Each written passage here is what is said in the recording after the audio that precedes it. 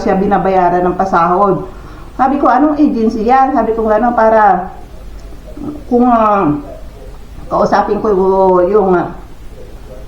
yung asawa ko at baka pwede namin irito siya sa sa labor office or pagsabihan na ganito ganyan. Kasi ang asawa ko rito halos lahat na niya alam na niya kung ang mga factory rito dito sa town na to.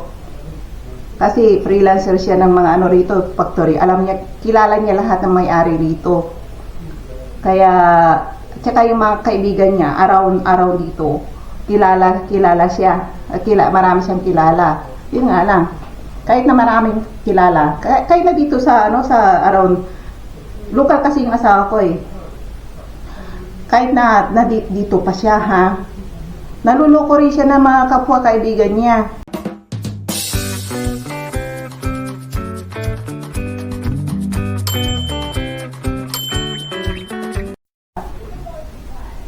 Kaya sabi ko sa'yo, hindi tsimpo-tsimpohan lang yan. Kasi sa airport, yung iba, yung mga custom police, tamad. Kapag natsimpuhan kayo, ayun, magbabayad kayo naman napakaliking halaga. Kahit na mag-send package kayo rito ng mga ganyan, delikado rin. Kasi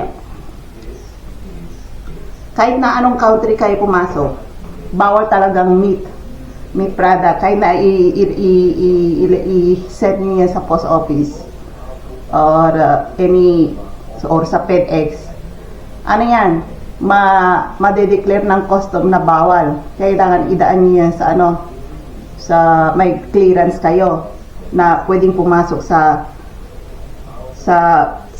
kung saan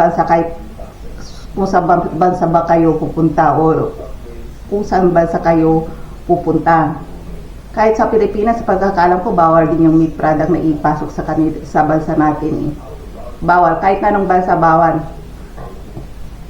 Kaya sabihin niyo nga, paulit-ulit na nga ako nagdadala niyan hindi pa kayo natsyatsambahan. Wait lang, kapag natsyambahan kayo, ayun, magsisisi kayo. Kaya para sa ikabubuti ninyo, pumunta kayo sa website nila kung anong mga bawal-bawal. Huwag kayong magtatanong sa kalahi natin na wala namang minsan kaalam-alam sa mga gustong patakaran. Baka kayo pang matsimpuhan nila. At yung kababayan natin, ipaulit-ulit na ginagawang ganon. Hindi pa siya kasi natsyatsambahan. Kaya ingat kayo.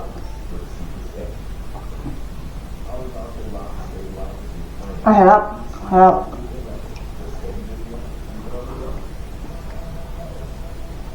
Tapos, dami kong nababasa sa Facebook na kababayan natin na sila, na-scam sa pasahod dito. Sabi nila, saan ba pwedeng humingi ng tulong kasi yung amo ko, hindi raw siya pinapasahod. Nung una, pinapasahod daw siya paunti-unti. Tapos, hindi na raw siya pinapasahod. Adi, nag-resign daw siya. Sabi ko, sana bago ka nag-resign, nag-report ka muna sa police.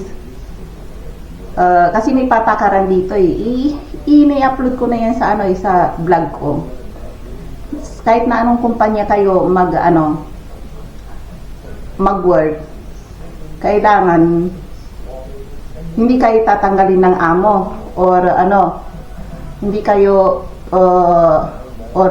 nag-resign kasi kapag tinanggal kayo ng amo ikaw ang nag-resign mismo, wala na kayong habol sa amo kasi kayo mismo ang nag-resign kapag hindi naman kayo tinanggal katapos may problema yan sa mga, for example, sahod niyo hindi kayo pinapasahuran, may habol kayo, pumunta kayo sa labor office dito sa kanila. Ang pagkakaalam ko, sabi ng asawa ko, kahit sa city dito, may labor office nila. Pwede kayong humingi ng tulong doon.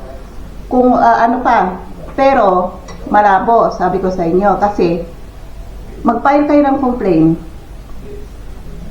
Paubos na yung savings niyo, wala pa kayong work.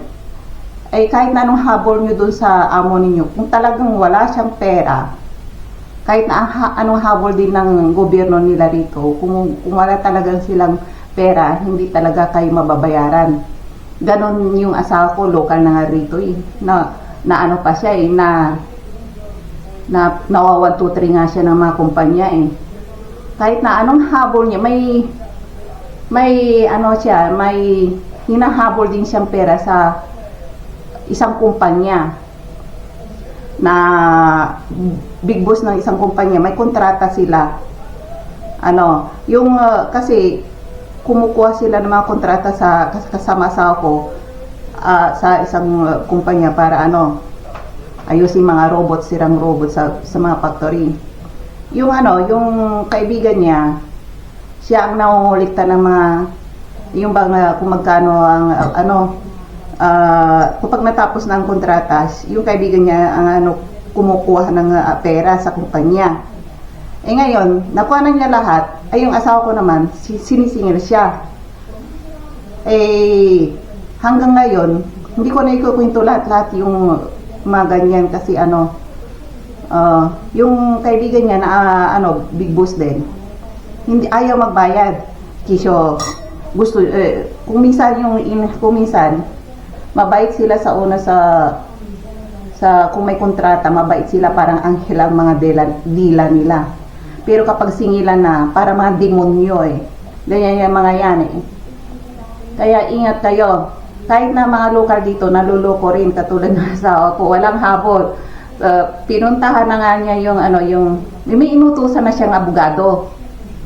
Na ano, kapag nasingil daw, ano ang bayaran, sabi niya sa asawa ko, 50-50. Pag nasingil mo yon, 50 sa'yo, 50% sa akin.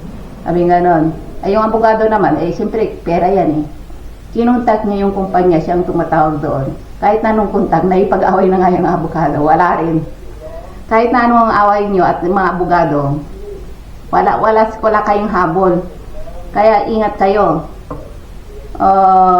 Mga ganyan, kailangan nyo ng ano, kung sarili nyo lang ang ano, maglalakad ng mga dokumentong yan, wala na kayong habol. At saka mahabang proseso rito sa Czech Republic pa. Kaya kung sana may ganyan ng problema, maaga pa sana ginawa na nyo na. Eh katapos wala pang tutungo sa inyo ng mga local dito.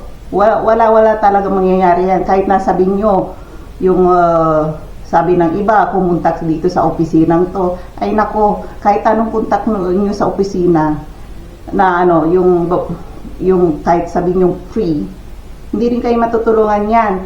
Alam ko na mga patakaran ng mga tao rito. Kung minsan magsasabwatan pa yan, eh kahit na kinuntak siya, ganito ganyan, eh yung amo naman, sinabi niya ang problema niya sa opisina niya, na ganito, bankrupt na, wala ng pera. Wala rin. Kung talagang wala ng pera yung amo, kahit na anong sumbong nyo sa gobyerno, wala rin silang magagawa yung gobyerno kasi walang-wala talaga. Kaya sabi ko sa inyo, marami ritong mga local taga-Czech na puti. Walang mga trabaho. Karamihan din sa mga ano rito, yung mga factory, nababangkrap, nagbabawas sila ng tao. Kaya wala na kayong habol sa mga ganyan. Kaya ang gawin niyo na, tanggapin niyo na lang. Pikit niyo na lang mata niyo, mag-move on na lang kayo at kumuha na ng ibang trabaho. Or kung mas lalo na sa ano, mga kababayan natin, maraming naluloko rito. Mga Pilipino. Kaya ingat kayo. May nabasa pa ako sa Facebook, nanghihingi ng tulong. Malapit yata dito sa bahay namin, ni factory. Sabi ko, taga saan ka ba? Sabi ko ganon. Sabi ko, may agency raw na ano, naluloko sa kanya, hindi raw siya binabayaran ng pasahod. Sabi ko, anong agency yan? Sabi ko ganon, para kung kausapin ko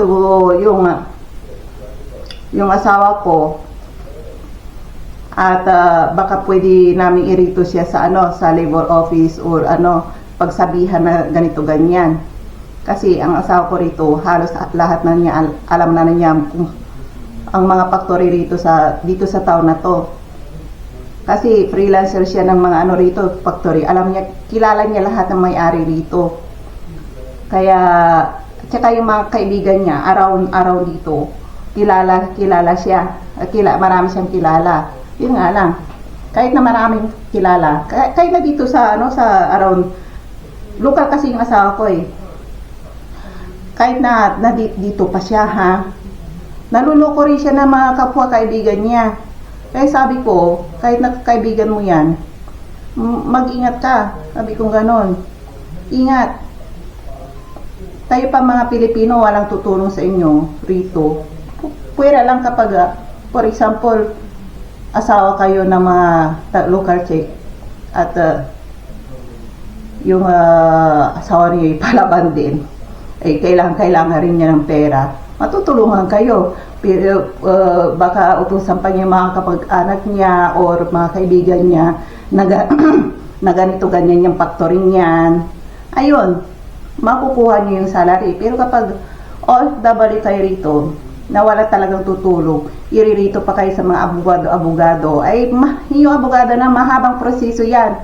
Bago ka abutin para 1, 2, 3 or 4, 5 taon, hindi nyo pa nakukuha yan kasi wala talagang ano rito. Kapag sinabi ng mga lokal dito, wala akong perang pambayad sa'yo, wala. Katulad ng ginawa sa asawa ko, sinabi nung kaibigan niya, wala siya may babayad sa kanya, wala, hindi mo talaga mapipiga. Kahit na kumontrata ka pa ng 10 abogado, wala silang maibibigay. Sabi ko sa inyo, ay nako, tingnan niyo nga yung ginawa sa sasakyan ng asawa ko.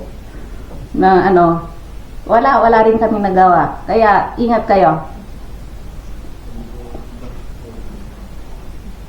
Kahit na i-post niyo pa yan sa lahat ng website, sa Facebook, comment lang yan. Wala rin magagawa. Ay, kontakin mo si ganito, kontakin mo si abogadong ito. Kahit na yung abogadong niya, wala rin magagawa. Kahit na yung mga NGO, sabing ganun, ay, matutulungan kayo. Kaso nga lang, mahabang proseso. Kaya, mag-wait kayo ng mga ilang buwan. Kaya mag-move on na lang kayo at think kung paano kayo mabubuhay rito. Kung kumuha pa kayo ng ng extra job, ganon. Ito ay payo ko lamang sa inyo. Hindi ko kayo sinisiraan. Kasi matagal na ako rito. Alam ko na mga pamumuhay nila rito. Tapos yung mga kumpanya niyang, alam ko na. Kasi, yan, yung mga scam na yan. Maraming na rin nag-scam sa asawa ko eh. Taga rito rin ng asawa ko eh. Taga Czech Republic, taga rito ang asawa ko, taga Czech. Kababayan pa niya yung nag-i-scam sa kanya. Hindi lang sa iisang kumpanya, hindi lang dito, araw dito. Halos buong Czech. Kasi minsan pupunta kami doon sa kung minsan sinesend siya sa sa ibang lugar dito. Ganon din yon, hindi siya binabayaran. Kaya ingat kayo. Kahit na anong complain niya, wala rin. Ang nagagawa lang niya, ikinikismis niya sa kaibigan niya. Si kaibigan nitong asawa ko, may alam siya impormasyon sa kumpanya niyo. Sabi niya, ay, kumpanya niya? Matagal nang nalugi yan. Sabi niya ganon. Tapos may sinisingil din siya ng isang kumpanya, big boss yung nakausap niya. Kailan mo ako babayaran? Sabi siya na, lugi na ako eh, bankrupt na yung business ko. Wala rin. Wala. Kaya ingat kayo sa mga yan. Tapos may pa rito ha. May nag-post sa Facebook na 42,000 peso raw ang pasahod. Diyos ko po, dito 42,000 peso yung sahod mo. Dito sa kanila, sa perang yun, napakaliit na halaga. Mga 13,000 o 14,000 or 15,000 lang. Depende sa sa exchange rate. Lang yun, 15,000 o sabi mo 50,000 lang sa pera ng taga-Czech. Eh doon sa 15,000 na yon, depende pa kung kakartesin pa ng broker mo yung paninirahan mo, 5,000 monthly.